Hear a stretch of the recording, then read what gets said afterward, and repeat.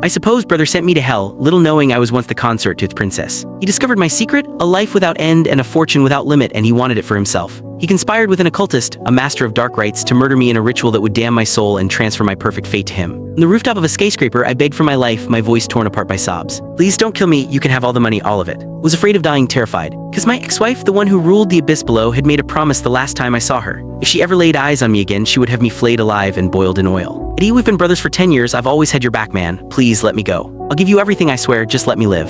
I was on my knees on the gritty concrete of the rooftop, groveling without a shred of dignity, ready to smash my forehead against the ground if it would save me. Eddie sneered, hooking my chin with the needle-sharp point of his designer shoe. I don't just want your money, Ethan, I want your endless life too. We're best friends, aren't we? What's yours is mine, and since you care so much about me, he said, his voice a venomous purr, you'll give it all to me. With a flick of his eyes, he signaled the occultist in his dark, tattered robes. The man lunged, grabbing a fistful of my hair and dragging me toward the ledge. 33 stories? Far below, a ritual circle glowed faintly on the asphalt, positioned precisely where I was meant to land. If I died on that spot, my soul would be ripped from the cycle of reincarnation, utterly annihilated. Eddie wouldn't have to worry about a vengeful ghost. He'd planned this to be absolute. The wind howled around me, a bitter, hungry sound. I scrabbled at the concrete, trying to pull back, but Eddie's greed, ignited by my secret, had become an inferno. He rushed forward, joining the occultist, and a single brutal kick sent me plummeting into the night. World dissolved into a rush of wind and screaming air. Then a sickening thud echoed in the canyon of the street, and my body exploded into a ruin of flesh and bone. When consciousness returned, I was a disembodied soul, adrift in the gray twilight of the underworld. Two spectral reapers stood over me, their hands gripping soul-forged chains thick as a man's thumb. The other end was clamped tight around my neck.